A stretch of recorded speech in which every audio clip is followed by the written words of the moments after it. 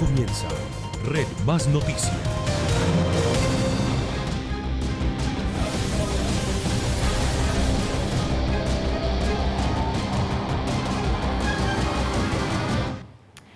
Sigue el monitoreo constante al tránsito del potencial ciclón tropical Tu por el Caribe y se intensifican las medidas en San Andrés. En la isla decretaron toque de queda, mientras que en La Guajira pues ya se reportan las primeras afectaciones y en el departamento del Atlántico está restringido el uso de las playas y también la navegación de embarcaciones. Kimberly Martínez, empezamos con usted monitoreando toda esta situación. Buenas noches, ¿qué es lo más reciente? Paula, ¿qué tal? Muy buenas noches para usted y los televidentes. Pues los organismos de socorro y las autoridades locales se mantienen en máxima alerta y con un monitoreo permanente de la situación, no solamente aquí en Barranquilla, sino en toda la región Caribe. Como usted lo decía, en San Andrés el gobernador, tras un consejo de seguridad, decidió decretar este toque de queda para evitar que las personas estén circulando por la isla durante la noche de hoy y todo el viernes, ya que el IDEAN ha pronosticado que a partir de esta noche y en la madrugada se presenten intensas lluvias y también que los vientos alcancen velocidades de hasta 60 kilómetros por hora.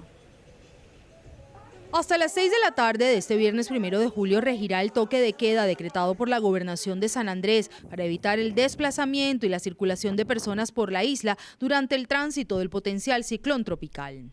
Para impedir que personas utilicen vehículos para salir sin necesidad. Les pedimos que se aprovisionen para que tengan por lo menos de aquí al sábado las posibilidades de no salir de sus casas, pero debemos mantener las alertas porque se nos va a presentar lluvias muy altas, vientos y un oleaje que va a estar oscilando olas entre 3 y 4 metros. En el departamento de La Guajira ya se han reportado las primeras afectaciones por las lluvias y fuertes vientos en zona rural de Manaure, donde el centro de salud y varias viviendas resultaron destechadas. Las autoridades mantienen activado el puesto de mando unificado de manera permanente para monitorear la situación. Dando la indicación a la comunidad guajira atender únicamente los llamados oficiales, indicaciones que presente el IDEAN, la DIMAR, la Gobernación y los diferentes municipios, especialmente al municipio de Maicao, Uribia, Manaure, Dibuya y el distrito de Riohacha. En el resto de la región Caribe y atendiendo las recomendaciones de la Dirección General Marítima, las autoridades restringieron el uso de las playas y la navegación de embarcaciones menores para evitar emergencias por el paso del fenómeno natural. Hemos tomado varias decisiones sugeridas por DIMAR. Una de esas, y la más importante, es prohibir el acceso de nuestros bañistas a las playas de Santa Verónica, Salinas del Rey y Huatosí. Igualmente, a partir de las 00 horas del día de hoy, quedó prohibida la práctica de deportes náuticos en esta zona, la pesca artesanal. Los efectos del paso del ciclón tropical se empezaron a sentir la tarde de este jueves en el Atlántico, con la aparición de una tromba marina y lluvias moderadas en diferentes puntos del departamento, sin que al momento se reporten emergencias. Aunque no se han presentado mayores afectaciones en la región, las autoridades y el IDEAN principalmente ha pedido no bajar la guardia, especialmente en los departamentos de Atlántico, Guajira, Magdalena y por supuesto en la isla de San Andrés, que es donde se estima que pueda tocar un poco más duro este fenómeno natural. Le piden también a la comunidad atender las recomendaciones que están entregando las autoridades y las capitanías de puerto. Esta es la información que registramos a esta hora desde Barranquilla. Kimberly Martínez para Red Más Noticias. Kimberly, gracias. Buenas noches para usted. Y pasamos ahora a hablar de un tema que tiene que ver con Bogotá. Se extenderá hasta el 31 de diciembre la restricción al parrillero hombre en moto. La alcaldía confirmó esta decisión argumentando que la medida ha disminuido el hurto a personas y también a celulares. El gremio de los motociclistas no quedó muy conforme con el anuncio. Hasta este 31 de diciembre estará vigente la medida que restringe la circulación de parrilleros hombre en motocicletas. Si analizamos los 2 meses anteriores a la expedición de este decreto, con los 2 meses posteriores a la expedición de este decreto, también registramos unos importantes avances y mejoras en materia de seguridad. Por ejemplo, una reducción del 6% semanal en los casos de hurto a personas y también una reducción de los delitos cometidos por parte de los victimarios utilizando motocicletas. La decisión fue tomada tras evaluar las estadísticas. Según un informe de la Veeduría Distrital, el hurto a personas donde el agresor es un motociclista, pasó de 4.572 casos el año pasado a 4.111. 1.557 atracos fueron cometidos por los pasajeros. La mitad de los casos que hemos logrado evitar en materia de hurto se han presentado en los horarios en donde estas restricciones están siendo implementadas. En el caso de los robos de celulares cometidos desde una moto, el número de casos disminuyó. 50 días antes de la medida, la cifra llegaba a 16.916 y 50 días después, los casos se situaron en 13.696. Si bien se logró una reducción en hurto a personas en un 13%, en el horario establecido, hay que entender que la ciudadanía también espera una estrategia que funcione ampliamente para todos los días y para todas las horas. Si bien es cierto que la mayoría de hurtos se cometen por motocicletas, esta no puede ser una solución viable y no podemos castigar a los que usan la motocicleta como medio de transporte y medio de trabajo. Para expertos en movilidad, la ampliación se debe a la disminución en el número de hurtos que muestran las cifras. Los resultados arrojan una disminución del 10% en la comisión de hurtos a personas donde participó una moto. Sin embargo, estamos viendo que también se incrementaron en un 50% la participación de motocicletas en hurto de automóviles y motos en la ciudad. El gremio de motociclistas asegura que pese a la mesa de trabajo realizada con el distrito, la decisión fue tomada de manera unilateral por la alcaldía. Y si los moteros, que solamente se afectan el 0,3%, es decir, el 99,7% no se ve afectado, pero el 0,3% sí, no les gusta esa medida que ha dado algunos resultados junto a otras más, pues yo creo que deberían ponerse la mano en el corazón y poner un granito de arena como todos lo estamos poniendo en la ciudad. La restricción opera actualmente de jueves a sábado entre las 7 de la noche y las 4 de la mañana del siguiente día. Bueno, esto por el lado de las motos, pero atención, porque de ahora en adelante sacar el carro de los patios será una tarea mucho más sencilla. La Secretaría de Movilidad de Bogotá puso a disposición de los ciudadanos 12 puntos para hacer este trámite. Les contamos qué cambia, cómo quedan las cosas. La promesa de la Secretaría de Movilidad es que el engorroso trámite de sacar el vehículo de los patios pase de demorarse hasta una semana a tan solo un día. Antes todos los trámites se hacían en la calle 13 con carrera 37, en la Secretaría Distrital de Movilidad. Es decir, todos los bogotanos que tenían sus vehículos en patios tenían que dirigirse allá para obtener el acto administrativo. Ahora vamos a tener en 12 puntos de la ciudad, 10 localidades, la posibilidad de hacer estos trámites mucho más sencillo. Hoy tenemos capacidad de atender la demanda total de los ciudadanos durante un día, llamémoslo estándar, los días puente. Normalmente hay una demanda que se duplica, pero hoy tenemos cerca de 380 ciudadanos que día a día quieren ir a sacar el vehículo de los patios. El revolcón es total. De ahora en adelante, si le inmovilizan el carro, no es necesario ir a Supercade de la calle 13. El distrito tiene dispuestos los 12 puntos de la ventanilla única de servicios. Los documentos que se deben presentar son la cédula, el parte y la licencia de conducción, y aquí van a ser asesorados de manera específica para cada uno de los casos. Pasamos de tener un punto a tener 12 repartidos en la ciudad, más cerca de la casa de cada quien, en 10 localidades y con agendamiento mucho más ágil. Las ventanillas están dispuestas en 10 localidades de la ciudad y atenderán de lunes a sábado de 7:30 de la mañana a 4:30 de la tarde. Hoy en día estamos ya procesando más del 80% de los trámites que los ciudadanos realizan en relación a este trámite. Quiere decir que la calle 13 ha sido descongestionada en torno a los últimos 20 días, secretario. En www.ventanillamovilidad.com.co también se puede hacer el agendamiento de la cita en la ventanilla única de servicios. En lo corrido del 2022, las autoridades han inmovilizado 99.000 vehículos, 27.000 aproximadamente por estacionar en sitios prohibidos.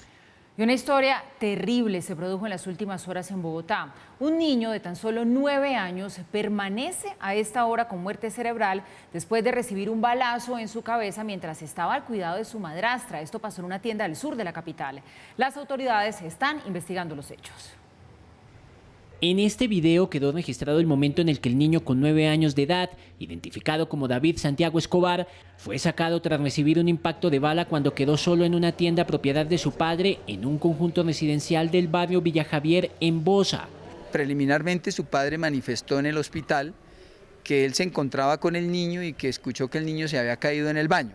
Luego se generan otras versiones también de su padre, de su madrastra, de los vecinos, pero finalmente nadie observó ni escuchó, los vecinos escucharon algún disparo. El menor de edad fue trasladado primero a un centro asistencial de Bosa, Palestina, y luego al hospital de Kennedy, en donde confirmaron que tenía muerte cerebral.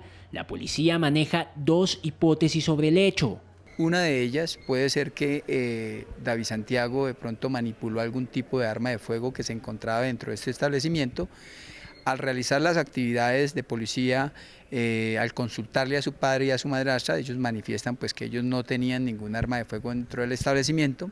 La segunda hipótesis es que probablemente alguien ingresa y le ocasiona, o alguien de adentro le puede ocasionar la lesión a David Santiago. La investigación está a cargo del CTI de la Fiscalía.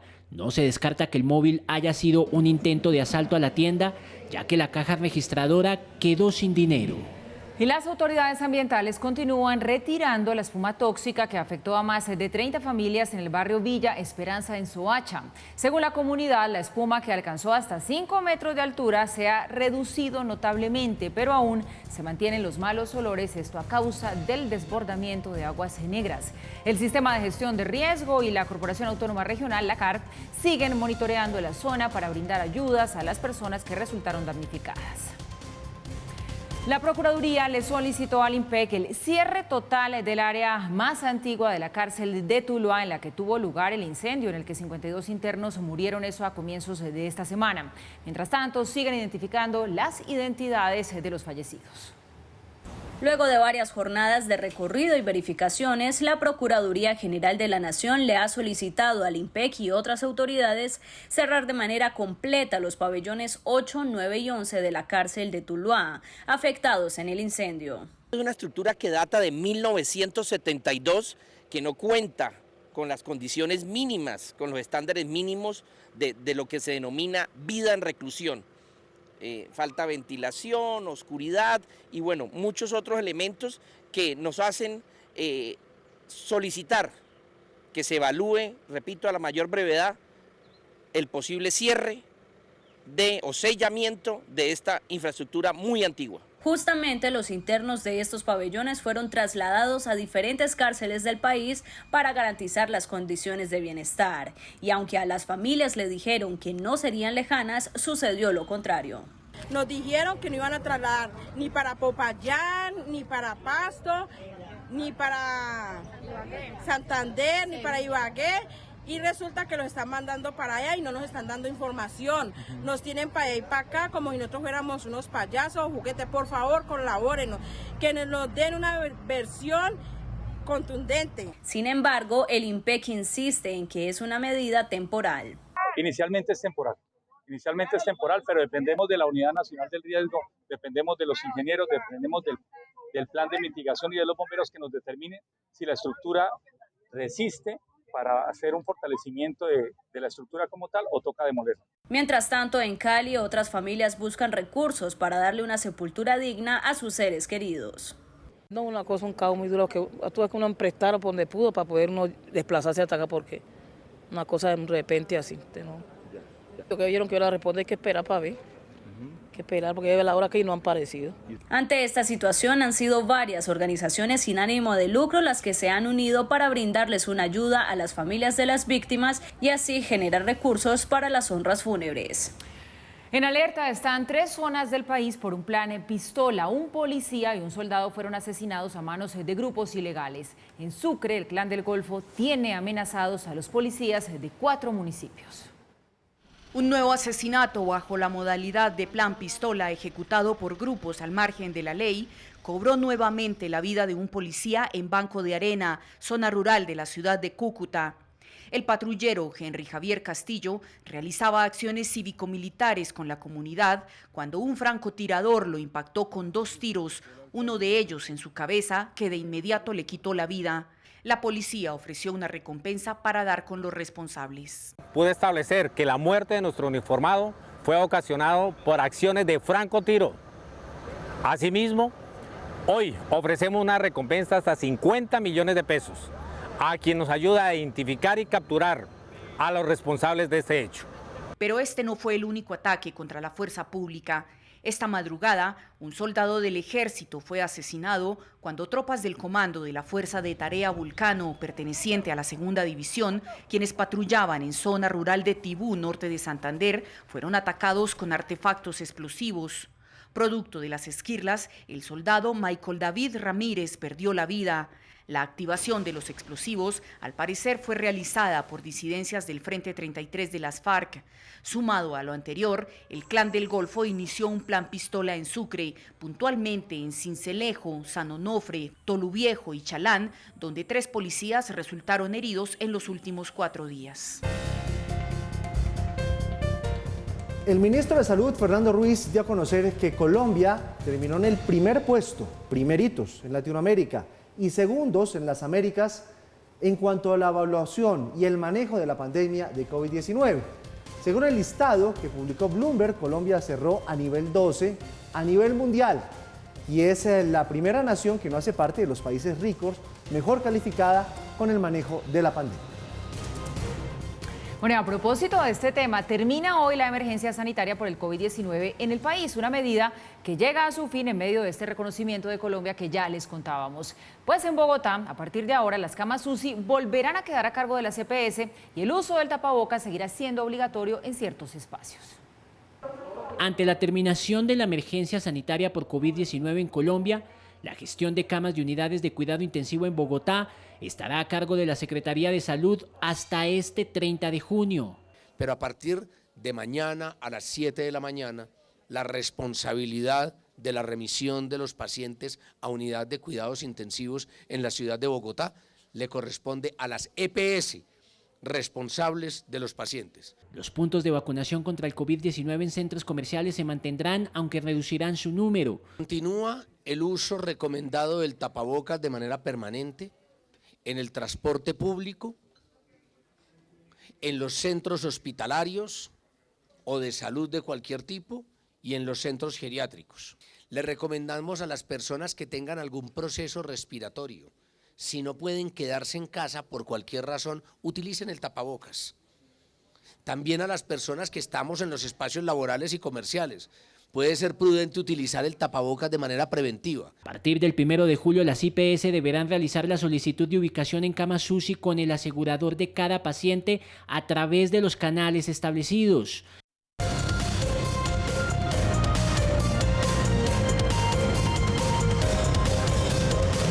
La DIAN tiene al servicio de los colombianos trámites digitales más ágiles y eficientes. Cuenta con una plataforma de facturación electrónica con servicios digitales democratizados a través de un esquema de autogestión. Así se permite expedir el registro único tributario, gestionar la firma electrónica, realizar pagos de sus obligaciones en línea mediante PSE, tarjetas de crédito y fintech, así como lograr la devolución automática de saldos a favor de manera ágil.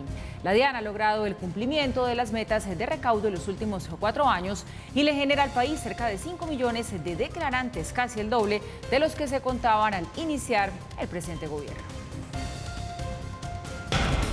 El petróleo de referencia Brent se negocia en promedio en $114 con 81 centavos el barril. La libra café colombiano cerró en Nueva York a $2 con 33 centavos. El índice MSCI Colcap se redujo 1,78% a 1.322 unidades. La tasa representativa del mercado para mañana es de 4.151 pesos con 21 centavos. El euro se negocia en 4.349 pesos con 60 centavos. La cifra es el 16% que podría subir como máximo el precio de los cilindros de gas a partir de julio. Ecopetrol eliminó el descuento que le daba a los distribuidores.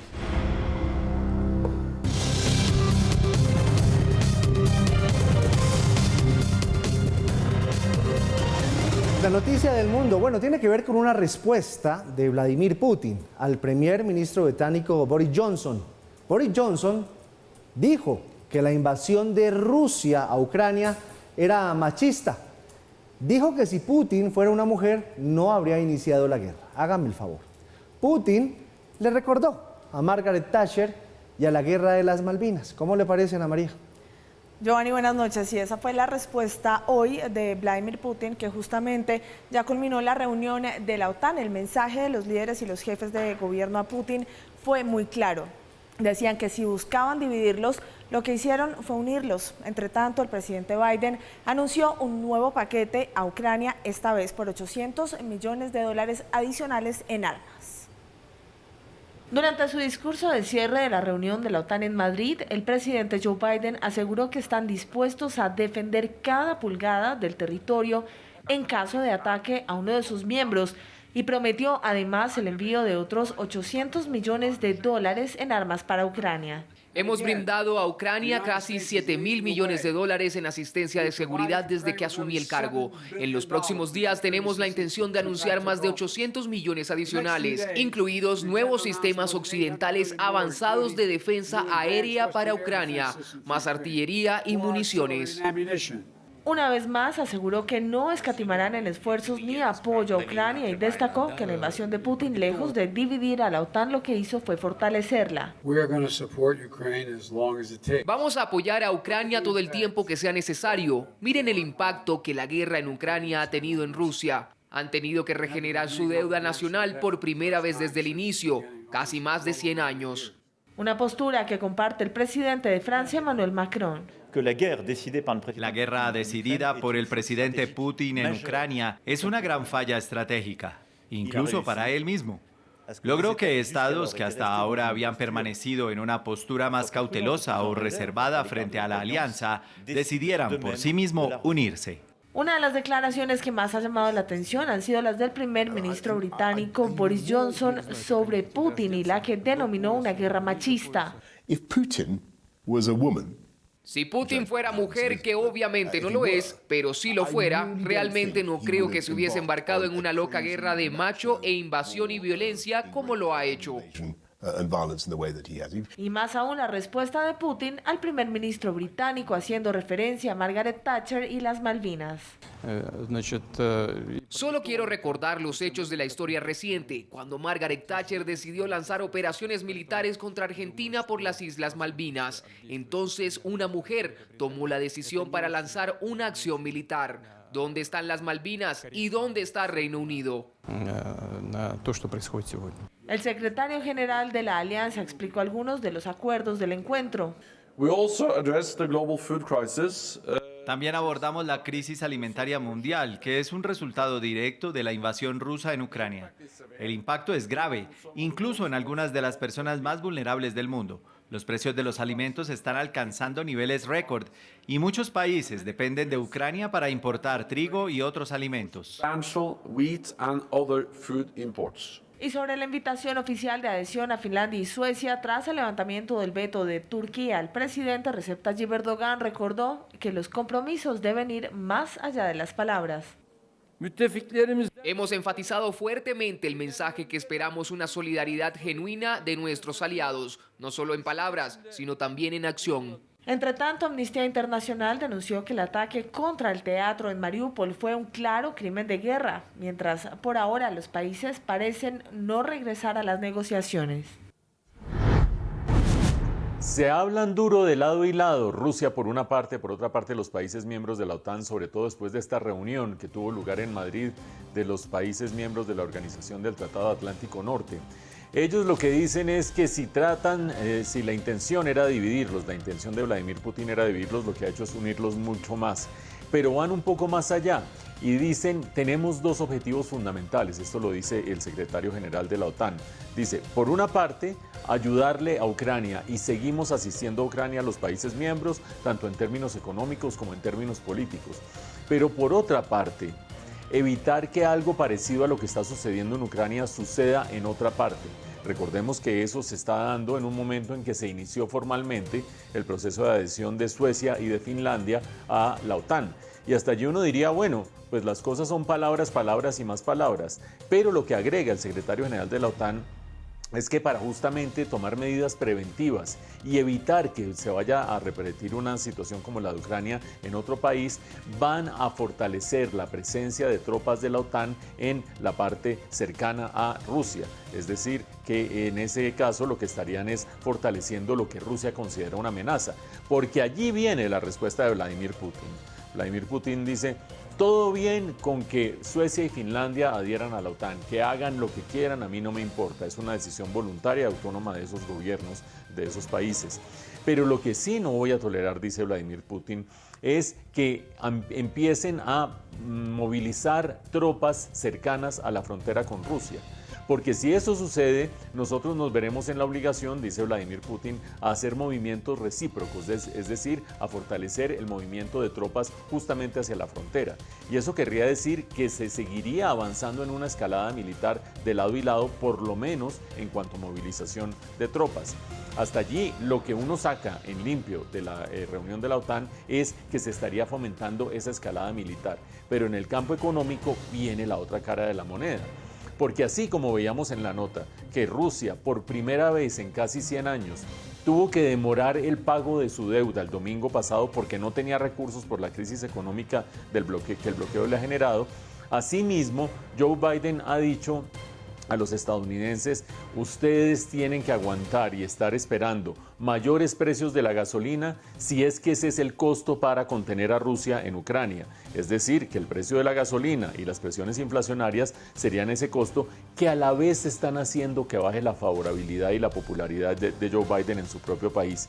¿Quién aguantará más? ¿Quién aguantará menos? ¿Será que por la vía de las amenazas militares y las bravuconadas se va a lograr algo que no se está logrando por la vía económica, porque todos en este momento están en déficit serio frente a su población desde el punto de vista económico?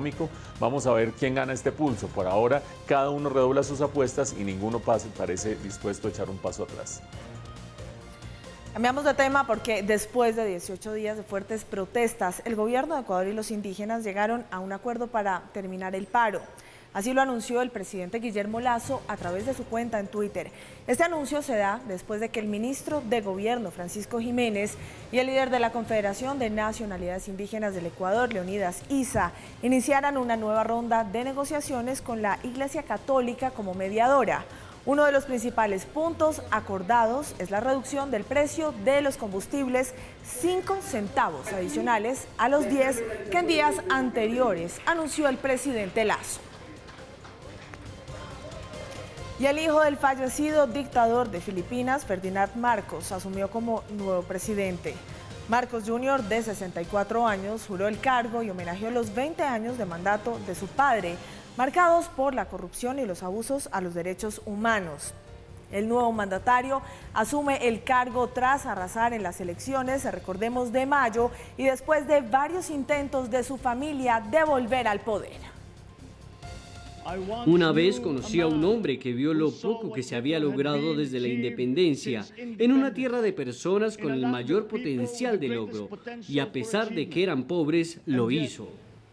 Y la juez Ketanji Brown Jackson, nominada por el presidente Joe Biden, juramentó como la primera mujer negra en la Corte Suprema de Justicia de Estados Unidos. Jackson llega como el miembro 116 ante el máximo tribunal del país. Fue confirmada en abril por el Senado con una votación de 53 frente a 47. En ese momento, los republicanos intentaron encasillarla como una mujer blanda con el crimen, mientras, por otro lado, los demócratas destacaron todo su historial judicial. Ketanji Brown llega a este cargo vitalicio después de que se retirara luego de 28 años el juez progresista Stephen Breyer con 83 años. Y el Parlamento israelí aprobó su disolución y fueron convocadas nuevas elecciones. Se trata de los quintos comicios en un año que se realizarán el próximo 1 de noviembre. La disolución del Parlamento sitúa al actual ministro de Relaciones Exteriores como primer ministro, mientras Naftali Bennett, hasta ahora dirigente del Gobierno del Cambio, anunció que se aleja de la vida política. Esta posición tan especial y este país no pertenecen a una sola persona, pertenecen a todo el pueblo de Israel. Te entrego la responsabilidad del Estado de Israel. Deseo que lo guardes bien y que Dios te cuide. La Organización Mundial de la Salud alertó sobre el incremento de casos en Europa durante este verano. Esto debido a la subvariante Omicron y a todos los países del continente que ya levantaron sus medidas sociales que estaban en vigor. El organismo pidió vigilar el virus de cerca. El número de contagios registrados en los 53 países de la OMS Europa se acercó esta semana a los 500.000 diarios, mientras a finales de mayo se registraban al menos 150.000 por día.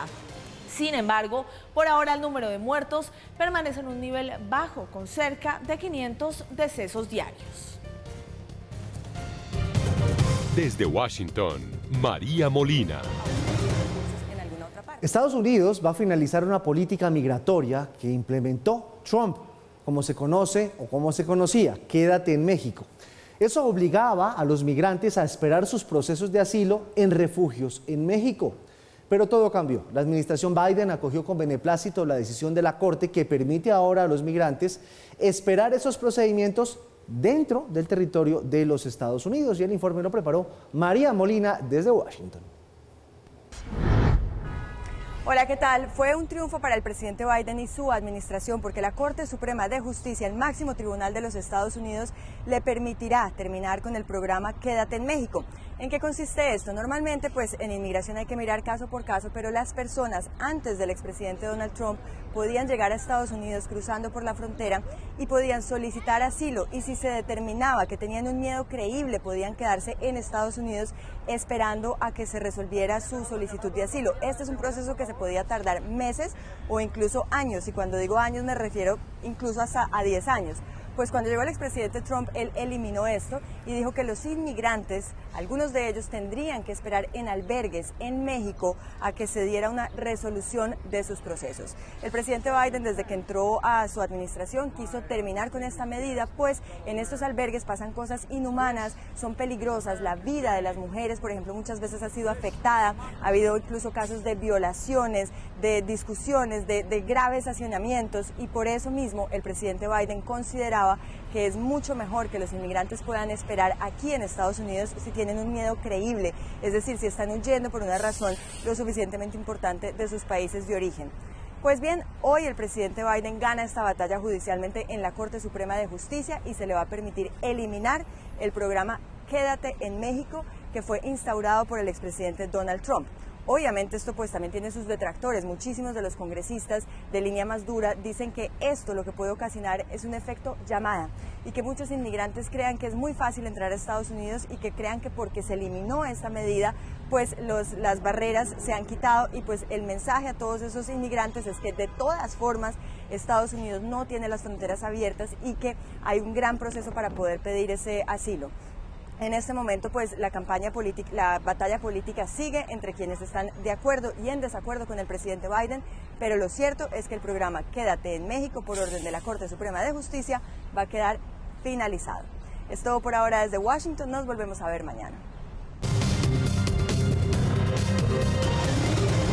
La noticia es José Antonio Campo. Finalmente le dijo que sí al presidente Gustavo Petro y va a ser el próximo ministro de Hacienda. Ese nombramiento lo ven los expertos como un mensaje tranquilizador para los mercados, aquí y afuera. Para muchos es el ideal para tratar de sacar adelante esa propuesta de reforma estructural de 50 o 70 billones de pesos que quiere el presidente. Dicen que es más ortodoxo que progresista y que eso está bien, dicen los que saben. Aquí le vamos a mostrar un perfil del próximo ministro de Hacienda. José Antonio Campo decidió aceptar el Ministerio de Hacienda que le había ofrecido el presidente electo Gustavo Petro, aunque inicialmente había dicho que se vincularía al gobierno como un colaborador. Hace parte de la Comisión de Empalme. Sin embargo, Petro le insistió para que ocupara un cargo que será fundamental al inicio de su mandato, cuando se tiene como objetivo hacer una reforma tributaria estructural, para conseguir 50 billones de pesos como mínimo. Para hacerlo se necesita de una persona que no solo sea reconocido, sino que además genere credibilidad y tranquilidad, no solo a nivel local, sino internacional. Ocampo ya se desempeñó como ministro de Hacienda en la década del 90, cuando también ocupó el Ministerio de Agricultura y la dirección del Departamento Nacional de Planeación. Antes de viajar a Nueva York a la Universidad de Columbia, donde es profesor, hacía parte de la Junta Directiva del Banco de la República. Esperaba una licencia para poder regresar al país y asumir la cartera de Hacienda. Se dice inicialmente que le habría sido concedida por 18 meses. En el campo internacional fue director ejecutivo de la Comisión Económica para América Latina y el Caribe CEPAL y secretario general adjunto del Departamento de Asuntos Económicos y Sociales de Naciones Unidas. Es economista y sociólogo de la Universidad Notre Dame de Estados Unidos y doctor en Economía y Ciencia Política de la Universidad de Yale. Hizo parte del Centro de Estudios de Desarrollo Económico sede de la Universidad de los Andes, donde fue docente. También lo fue de la Universidad Nacional de Colombia. Se vinculó a FEDesarrollo, donde ocupó también su dirección. Ocampo ha dicho que se enfocará en la recuperación del empleo con programas de gasto público orientado y será quien comanda la reforma tributaria que no tocará el IVA de los alimentos de la canasta familiar, que son fundamentales en la alimentación de las familias, como lo ha dicho el presidente electo. Un tema que considera crítico es el de la desindustrialización del país y por eso trabajará en mejorar la productividad y ampliar la oferta exportadora con el objeto de disminuir la dependencia de la minería, principalmente del petróleo. Ocampo formó parte del equipo que publicó la historia económica de Colombia. Ahora va a comenzar a escribir una nueva. Paula, ¿y qué dijo todo el ambiente político, económico por la designación de José Antonio Ocampo? No le pregunto por el dólar porque hoy se trepó, pero... Dios mío, mire, altísimo. estuvo súper cerquita de romper máximos históricos, pero es que el dólar, pues también hay que entender eso así, no depende solamente del nombramiento de José Antonio Ocampo. Pero usted me preguntaba por las reacciones, no se hicieron esperar, gremios, analistas, académicos, políticos se pronunciaron. Hay un término en común que mencionan todos para calificar este nombramiento: confianza y tranquilidad. Dicen que eso es lo que produce y que bueno, ahora esperan que ya con este jefe de la cartera de Hacienda pues se saquen adelante estas reformas, sobre todo esa reforma tributaria tan ambiciosa que tiene en la cabeza el gobierno entrante, pero respetando a la clase media, cuidando a la clase media y cuidando también a las empresas. Desde la Asociación Nacional de Empresarios se calificó el nombramiento como una buena señal para la economía colombiana y se reiteró el compromiso de mantener la mejor disposición para trabajar con el gobierno y construir país, así como para generar más oportunidades. Es una persona seria, una persona que inspira confianza y una persona con la cual esperamos nosotros poder llevar a cabo las múltiples conversaciones que tienen que llevar a cabo las sociedades para poder adelantar sus proyectos de generación de bienestar en la sociedad. El presidente de la Asociación Bancaria, Hernando José Gómez, señaló que brinda confianza sobre el carácter técnico y ponderado que tendrá la política macroeconómica del nuevo gobierno. Desde Asobancaria le manifestamos al nuevo gobierno y al nuevo ministro nuestra disposición para mantener un diálogo abierto y contribuir en la construcción de las políticas económicas y sociales que se desplegarán durante los próximos 4 años. Desde FENALCO, Jaime Alberto Cabal dijo que José Antonio Ocampo en la cartera de Hacienda genera tranquilidad en los mercados y esperanza en un manejo equilibrado de las finanzas públicas. Y en sus manos reposa una enorme responsabilidad de lograr un sano equilibrio de las finanzas públicas a través del equilibrio fiscal, sin asfixiar y sin ahorcar al sector productivo nacional en esta nueva reforma tributaria. El sector constructor señaló que se trata de una gran designación en el nuevo gobierno del presidente Gustavo Petro y destacó la experiencia académica y su trayectoria en el sector público e internacional. No solo garantizará la reforma estructural que requiere Colombia, sino la priorización de la inversión social, en la que vivienda social es fundamental. El mundo académico destaca su conocimiento del sector productivo y en temas de desarrollo, que ven claves frente a las reformas que se plantean. Un gran mensaje para el país. Creemos que de esta forma la propuesta de la reforma tributaria va a ser una reforma equilibrada que permita el crecimiento, que nivele el tema de déficit fiscal con los retos sociales. Desde Aliadas, la Alianza de Asociaciones y Gremios de Colombia, se señaló que su experiencia y conocimiento en los temas económicos y sociales serán claves para guiar al país en la senda de crecimiento económico, dinamismo empresarial y generación de empleo.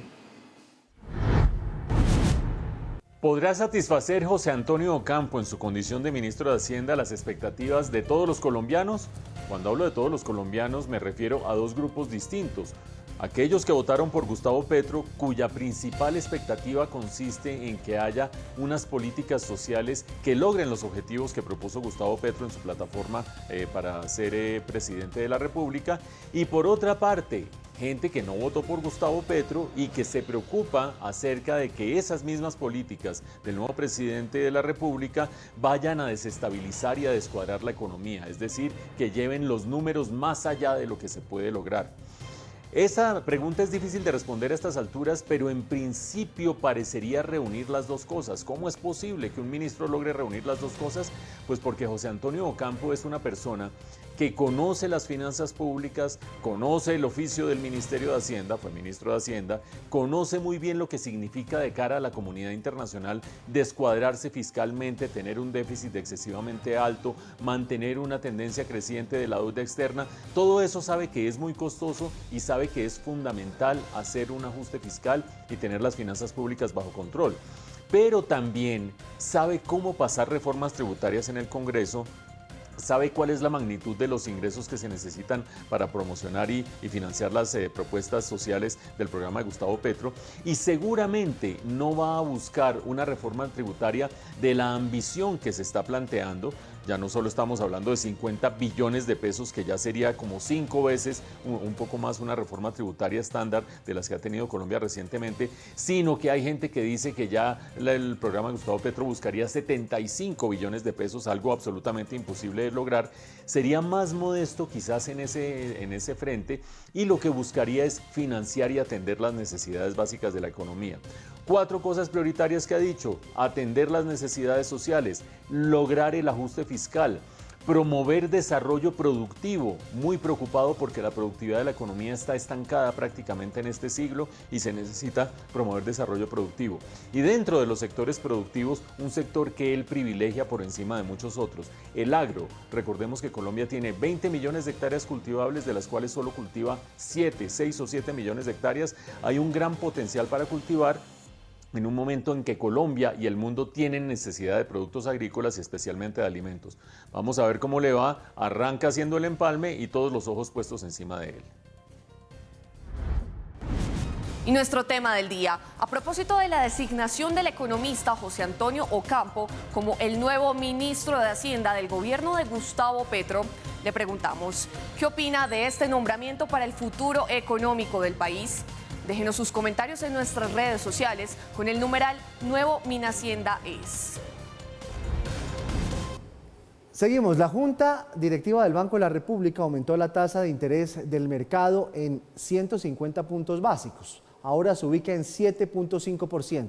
La traducción: suben los créditos. Las razones: la alta inflación, el crecimiento económico y también el contexto internacional están explicando esta decisión. En la reunión de este jueves, la Junta del Banco de la República decidió aumentar la tasa de interés como lo esperaba el mercado. Se trata de la subida más fuerte de la historia reciente. Decidió incrementar en 150 puntos básicos la tasa de interés de política monetaria.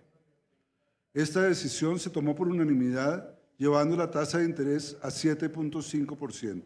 Las explicaciones que se dan para esta decisión son la alta inflación que no cede, el dinamismo del consumo y el crecimiento de la economía. El crecimiento económico sorprendió al alza en el primer trimestre, 8.2% versus 7.2% esperado por el equipo técnico. El ministro de Hacienda destacó que se trata de una decisión unánime que muestra el compromiso de volver a la normalización. Este es un avance también para luchar contra el valor de inflación, que es alta, y también lograr su convergencia a mediano plazo. El banco revisó su proyección de crecimiento para este año. Y ello da lugar a un aumento de pronóstico de crecimiento de la economía colombiana por parte del Banco de la República del 5 al 6.3%. Los miembros de la Junta tienen claro que probablemente este no es el último aumento, pero que será la información disponible la que defina la decisión a tomar en la próxima reunión. También lo creen los analistas. La inflación básica subió de manera significativa y apunta a que vamos a seguir teniendo algunas de estas presiones vigentes en los próximos meses. La Junta destacó que se ha visto un exceso de demanda en medio de un panorama en el que el financiamiento externo es más costoso, y eso también se tuvo en cuenta en la decisión. Bueno, Paula, ¿y cómo le fue al desempleo? Bueno, pues contrario a lo que pasó con las tasas de interés que se fueron para arriba, ¿Y con el dólar? Desempleo, y con el dólar también, está disparadísimo. El desempleo bajó, se ubicó para mayo en 10,6%, eso es lo que dice el DANE. Sigue disminuyendo mientras se registra también crecimiento en la economía del país. Tenemos en este momento 940.000 desocupados menos, más de 22 millones de colombianos que sí están trabajando, y sabe que es importante también que el tema de la creación de empleo para las mujeres, el empleo femenino también presenta buenas cifras, que usted sabe que fuimos las más golpeadas con el tema de la pandemia cuando se ve el tema por géneros. El desempleo en Colombia sigue disminuyendo y en mayo se redujo en 4.6 puntos porcentuales con relación al mismo mes del 2021, según el DANE. La tasa de desempleo nacional en mayo del 2022 se ubica en un 10,6%, una tasa que en este caso corresponde a una reducción de 4,6 puntos porcentuales frente al 15,2% que vimos en mayo del 2021. De acuerdo con los datos del DANE, en mayo más de 22,1 millones de personas estaban trabajando y cerca de 2,2 millones buscando qué hacer. La reactivación de la economía se está viendo en la generación de empleo y las mujeres, aunque ahora en menor proporción, han sido las más beneficiadas con la recuperación de trabajo. El volumen de puestos de trabajo recuperados por mujeres, que corresponde a 1.177.000, es un 15% superior a el 1.019.000 puestos de trabajo ocupados por hombres de más que se generaron entre mayo del 2021 y mayo de 2022. Las actividades artísticas y de entretenimiento, la agricultura y caza y el transporte se muestran como las de mayor cantidad de puestos de trabajo han generado recientemente. Bogotá, los pequeños municipios y las áreas rurales fueron los lugares donde más empleo se generó en el mes de mayo. La mayor cantidad de personas que están por fuera de la fuerza laboral tienen una educación básica y gran parte del trabajo nuevo que se ha generado es informal. Noticias económicas el día de hoy, dos noticias que son las dos caras de una misma moneda. Por una parte, el aumento de las tasas de interés del lado del Banco de la República, por otra parte, la reducción de la tasa de desempleo. Vámonos primero con la del Banco de la República, un aumento de 1,5%. Ustedes oyen la nota 150 puntos básicos. ¿Qué es eso? No nos enredemos. 1,5%. Pasó de 6% a 7,5% la tasa a la cual el Banco de la República les presta a los bancos que se descuadran y que necesitan préstamos de ese mismo banco. Eso genera un aumento gradual de las tasas de toda la economía y eso lo que hace es que nuestros créditos se encarezcan, nos endeudemos menos, gastemos menos y enfriemos un poco la economía. ¿Por qué? Ya veíamos en la nota las explicaciones. Uno, porque la inflación está por encima de lo que todos queremos, está por encima del 9%, último dato del mes de mayo, y lo que queremos es que baje, ojalá en unos cuantos meses, al 4% o menos, está por encima del 9%. Dos, porque las expectativas de los agentes económicos siguen siendo altas para una inflación alta de aquí a final de año y eso no conviene porque todo el mundo empieza a pensar, nos acostumbramos a la inflación, contratamos nuevos arriendos con nueva inflación y eso va presionando más generación de inflación.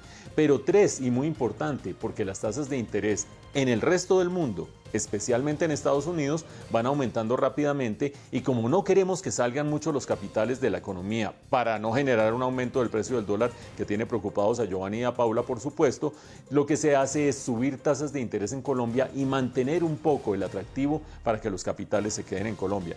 Y el crecimiento, ¿qué? Dirán muchos, ¿cómo que van a enfriar la economía? Pues el crecimiento va bastante bien por cuenta de todos los indicadores. Creció 8,5% la economía en el primer trimestre. Los primeros indicadores de actividad productiva del segundo trimestre indicarían que va a crecer más incluso que en el primer trimestre y ahí es donde viene el desempleo. La caída del desempleo es una muestra de que la economía está creciendo bastante bien. Ya estamos casi en los niveles de desempleo de antes de la pandemia. En el 2019 teníamos 10,4%. El último registro, el que conocimos el día de hoy, es 10,6%. Con un desempleo cayendo, una economía pujante, pero una inflación que está desbordada en este momento, lo natural era que el Banco de la República tomara esta decisión de manera unánime de aumentar sus tasas de interés al 7,5%. Hablamos de cambios en la dirección del Partido Conservador. Ya se sabía que el actual presidente se iba. El nuevo presidente se llama Carlos Trujillo. Es importante que se sepa que él fue quien llevó la batuta en las reuniones con el presidente electo Gustavo Petro y de entrada le dijo, lo acompañamos en lo que creemos que lo podemos acompañar y en lo que no, pues dejaremos ver nuestra voz de inconformidad. Omar Yepes, quien era el presidente, renuncia porque dice que no está de acuerdo con esa postura. Él era de los que decía que el Partido Conservador debería declararse en oposición. Las voces que pedían no ser oposición al gobierno de Gustavo Petro se impusieron al interior del Partido Conservador. El senador Carlos Trujillo, quien tendió puentes con el nuevo mandatario, se impuso como presidente de esa colectividad. La decisión tomada es hacer parte del acuerdo nacional y no ser oposición. Recuerden que la decisión se toma entre el 7 de agosto y el 7 de septiembre. El nuevo líder de las Toldas Azules aclaró que pese a que dialogarán con el gobierno entrante, tienen claras sus líneas rojas. Un mensaje de tranquilidad a nuestras bases conservadoras. Nada que ponga en riesgo las libertades, nada que ponga en riesgo la propiedad privada, nada que ponga en riesgo la libre empresa.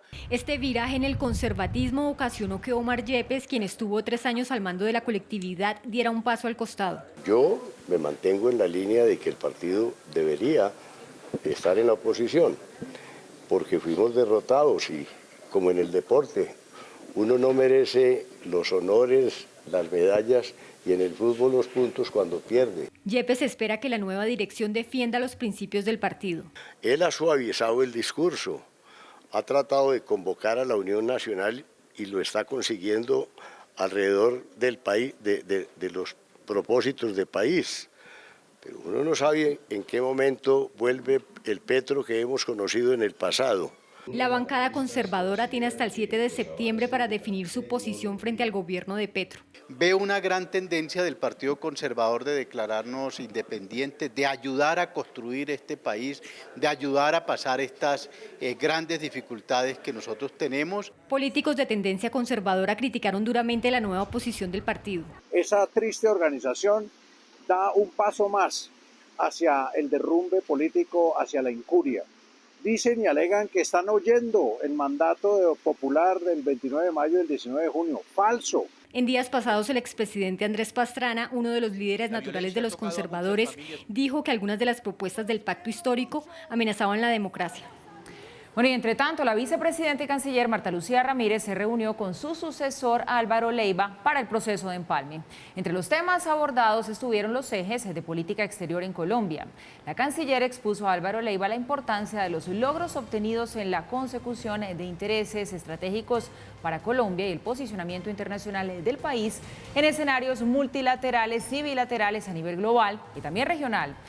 Ramírez le explicó a Leiva los trabajos que se implementaron para mejorar las instalaciones de la Cancillería y la formación de los funcionarios en sus carreras diplomáticas y administrativas. Miembros de FECODE le están reclamando al presidente electo, Gustavo Petro, que no los tuviera en cuenta en los comités de empalme, sobre todo en el tema de educación. Dicen que desde FECODE se la jugaron toda por la campaña del pacto histórico y que después, en el momento de los empalmes, los hicieron a un lado. Con el inicio de los comités de empalme del gobierno del pacto histórico, algunos sectores no involucrados han alzado su voz de protesta al no ser incluidos.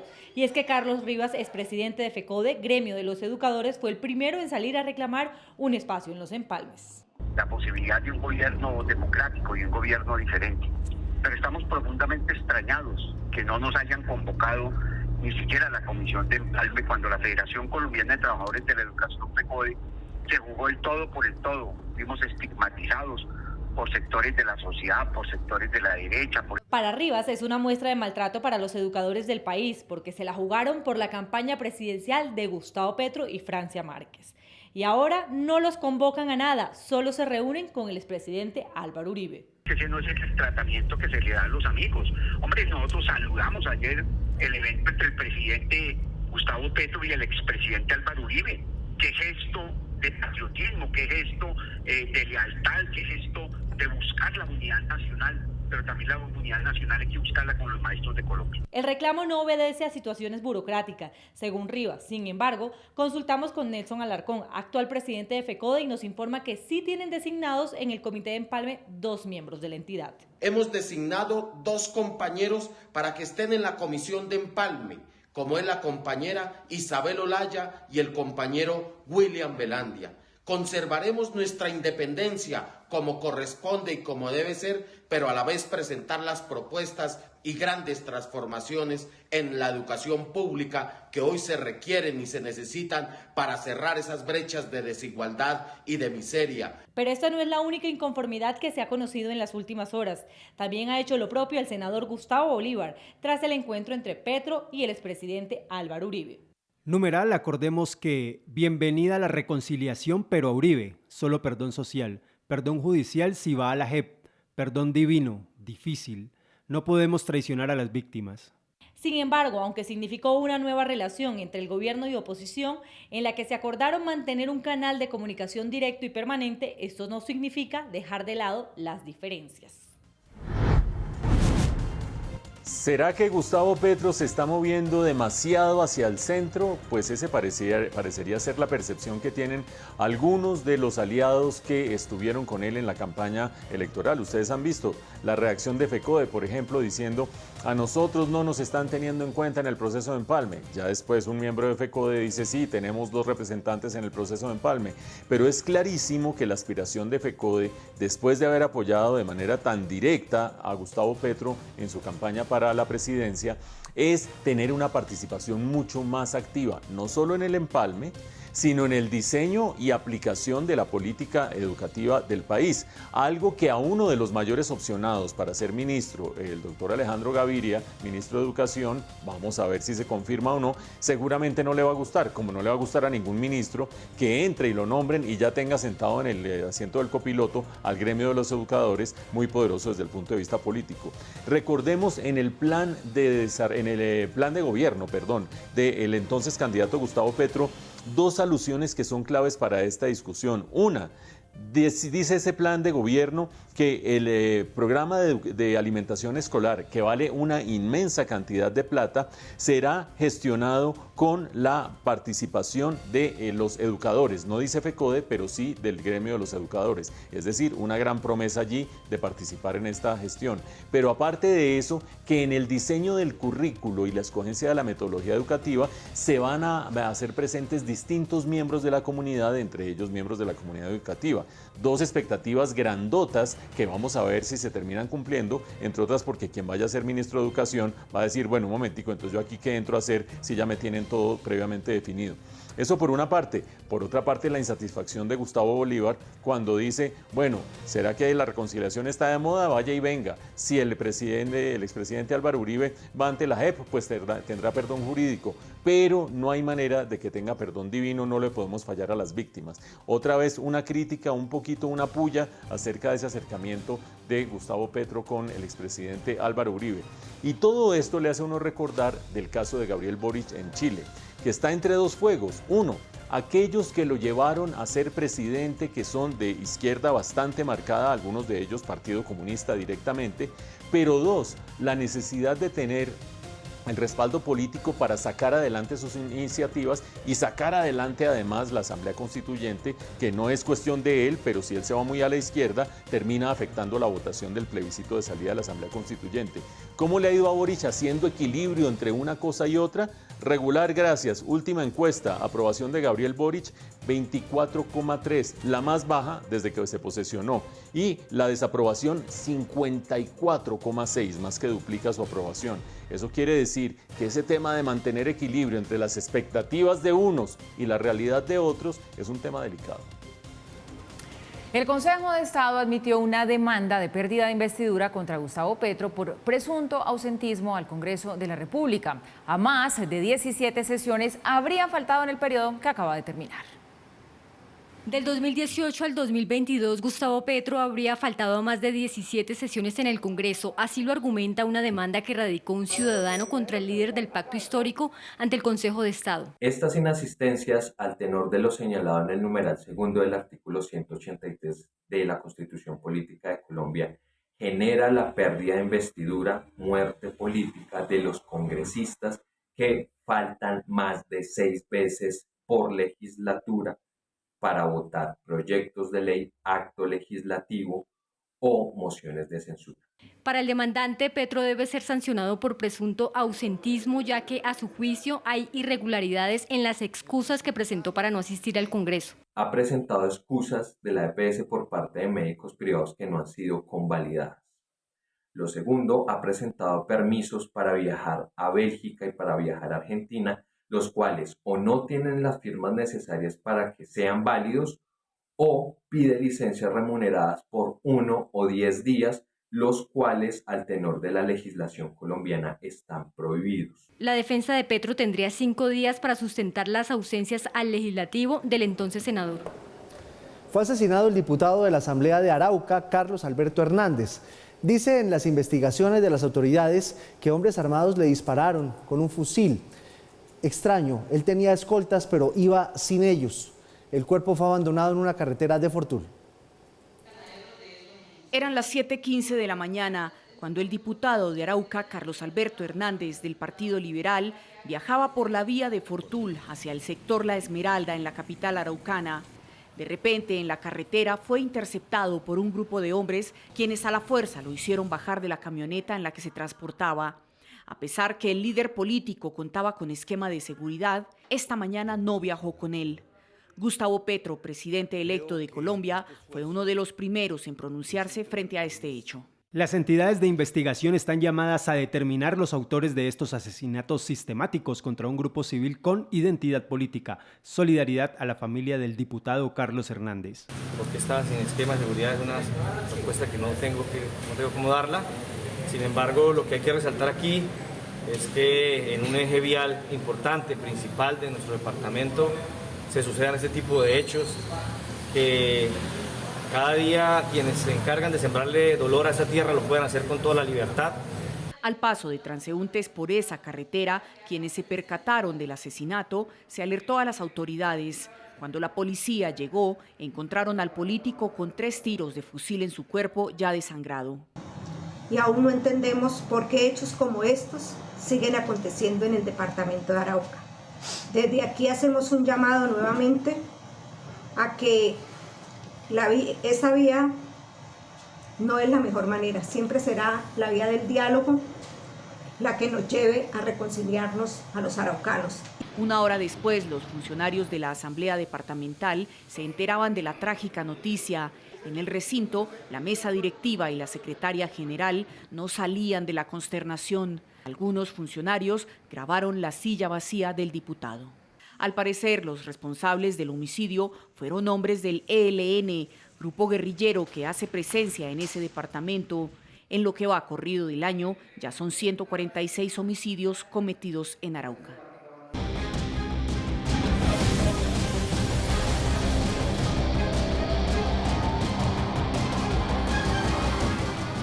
Y actualizamos a esta hora la situación en el Caribe colombiano, en donde sigue el monitoreo al tránsito del potencial ciclón tropical Tu. En San Andrés decretaron toque de queda, mientras que en La Guajira ya se reportan las primeras afectaciones y en el departamento del Atlántico está restringido en este momento el uso de las playas y también la navegación de embarcaciones menores.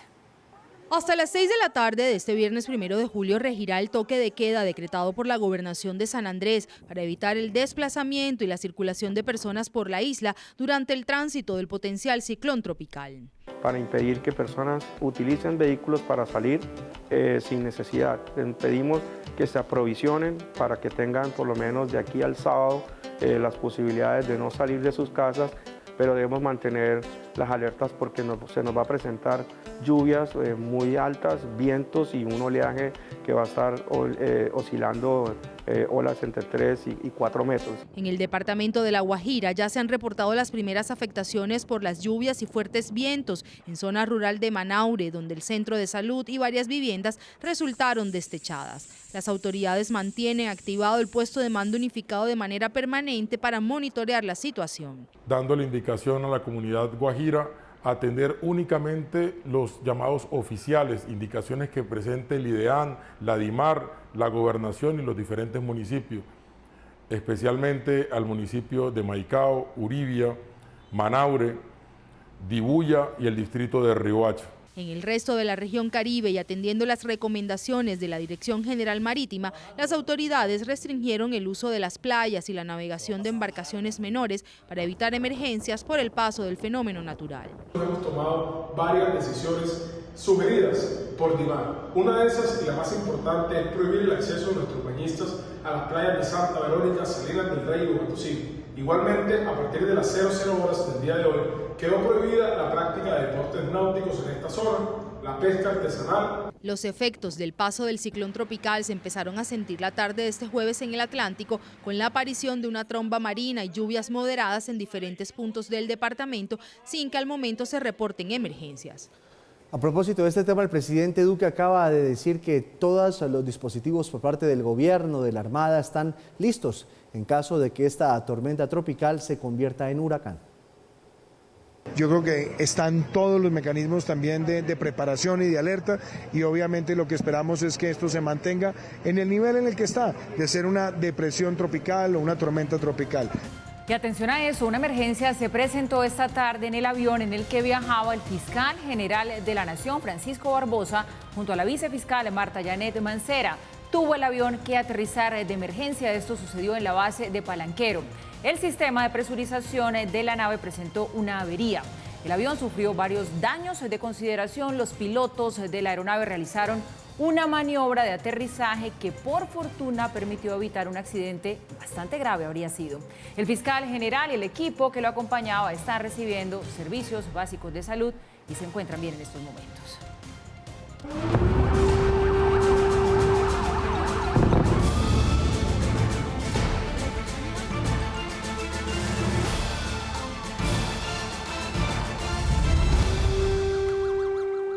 Terminó la cumbre de la OTAN en Madrid y el presidente Biden dice que va a hacer lo que toque para defender a todos los miembros de esa organización si llegan a ser atacados por un agente externo.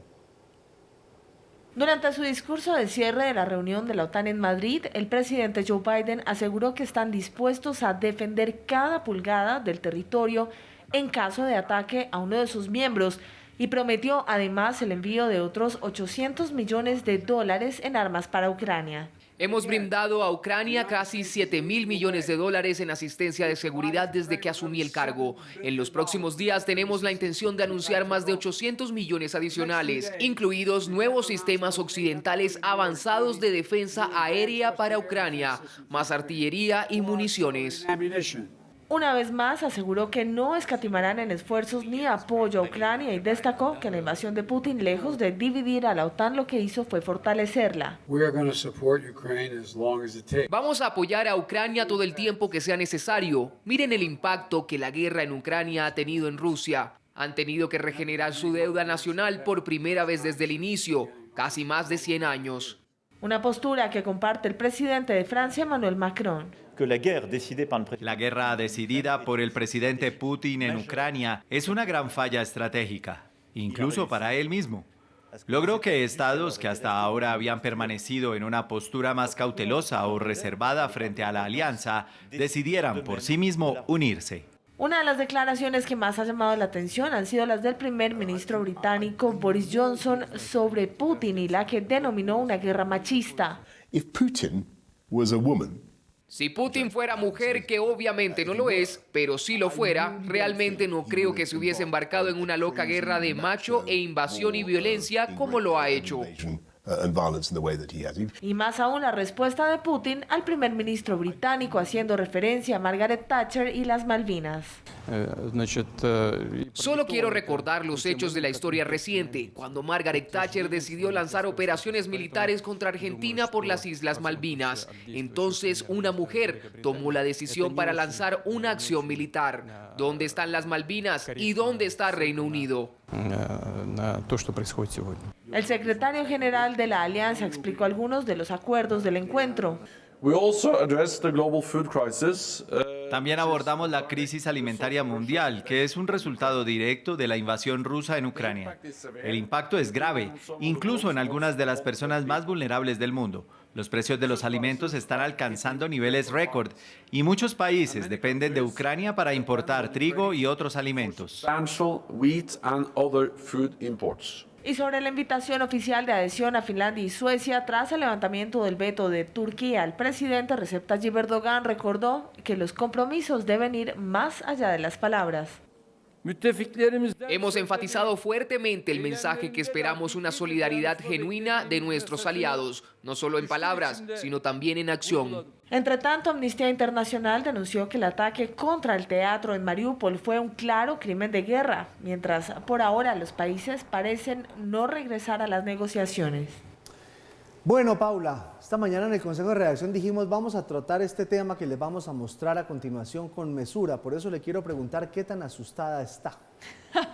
Pues últimamente un poquito, porque usted me habla de fantasmas y cuando no me habla de ovnis. Sí, porque hay conmoción en redes sociales porque en las últimas 24 horas, y esto lo estamos diciendo porque llegan las informaciones desde el exterior, se han registrado avistamientos de objetos que no tienen una explicación sobre qué son en diferentes partes del mundo. Sí, señor. En Baja California, también en la parte de México, también en Colombia, en Medellín se vio uno.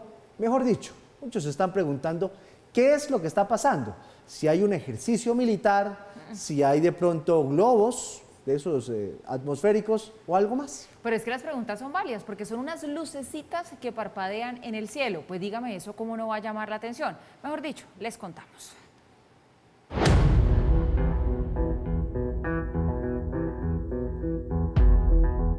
¿Qué serán esas luces que parpadean rápido en el cielo? Pruebas de que están con nosotros a lo largo de la historia sobran, pero ¿por qué el fenómeno ovni está desatado por estos días? Asombro mundial. En video, filman un ovni en el cielo de Medellín y causa impacto. Colombia, usuario capta un ovni sobrevolando el cielo de Medellín. Esto es impactante. Usuarios graban videos de avistamientos de ovnis que viajaban por el cielo de Estados Unidos y México. Este tipo de ovnis que aparecen en los videos, que son varias luces que titilan sobre el cielo, son muy similares a unos que ya habían aparecido en esta zona, conocidos como las luces de Lubbock. O sea, estamos hablando de algo que tiene más de 60 años de estar apareciendo por allí. El año pasado también hubo una grabación muy interesante de un piloto sobre China donde se ven 3 luces que brillan al mismo tiempo. Y también esta es la misma zona en donde diferentes barcos de la Marina de Estados Unidos habían grabado ya ovnis que el gobierno de los Estados Unidos hace un par de meses aseguró que son reales. El más reciente acercamiento lo habrían tenido científicos de China, quienes aseguraron que captaron señales que podrían ser alienígenas. La NASA también confirmó el año pasado que era un fenómeno que estudiaban oficialmente. Hay un fenómeno sociológico que tiene que ver con que las apariciones de ovnis, los avistamientos, se vuelven más importantes justo en momentos en que estamos en crisis mundiales, ¿no? Estamos a puertas tal vez de una recesión y estamos a puertas también de un conflicto, o estamos ya en un conflicto muy duro, el de Ucrania con Rusia, que ha puesto nerviosa a mucha gente en el mundo. Durante la pandemia fueron comunes los avistamientos.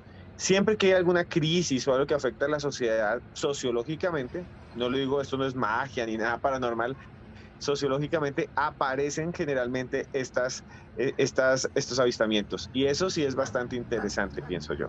Vivimos en un mundo convulsionado por guerras, enfermedades y una efervescencia política.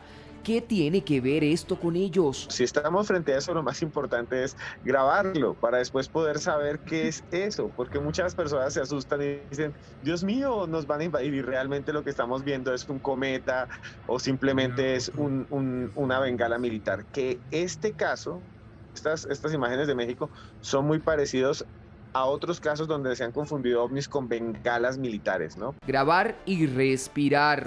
Muchos en redes lo han tomado como comedia, pero el fenómeno sigue vigente, inexplicable y sobre todo misterioso. Vamos con nuestra pregunta del día, numeral, nuevo Minacienda es. Bueno, un hombre que ha sido tendencia hoy durante todo el día, Jaime Galvis, es un muy buen comienzo. A Dios lo que es de Dios y al César lo que es del César. La economía del país queda en buenas manos. Esperemos que la politiquería no opaque su gestión. Jenny Paola Marino, excelente opción. Y Ferney Bautista Martínez, viceministro de Agricultura en el mandato de Gaviria, quien condenó al campo a la ruina, y luego ministro de Hacienda de Samper. Se avecinan tiempos hermosos. Uy, tremendo trino, ¿no? De una forma irónica, sí, sin duda. Pero en esta época de reconciliaciones también se están dando otras reconciliaciones, ¿sabes? Mire, esa es la palabra de moda después del encuentro histórico que se dio ayer entre Gustavo Petro y Álvaro Uribe. Trina, en la noche, después de estas imágenes que le dieron la vuelta pues a todo Colombia, Fernán Martínez, quien era el manager de Juanes. ¿Usted se acuerda que ellos terminaron peleados? Sí, pues mire lo que dice, si las cosas siguen así, Petro me va a reconciliar con Juanes. Le tengo el trino de Juanes. ¿Le contestó? Le respondió. Esto acaba de decir Juanes. Siempre agradecido, Fer, aquí estoy, o sea, se reconciliar. Hágame el favor, el trino ha tenido más de 12.000 me gustas, es de lado y lado, ha llamado mucho la atención, ha sido tendencia también en redes sociales, porque sí, ahora la reconciliación es lo que está de moda, así que a pensar con quién tiene que reconciliarse. Usted ya puede llamar a su ex, ya que dice que no lo llama, se puede reconciliar. Otras reconciliaciones primero, seguimos pensando lo de los ex. Nos vemos mañana a las 6 en punto de la mañana. Chao, chao. Gracias por su compañía, chao.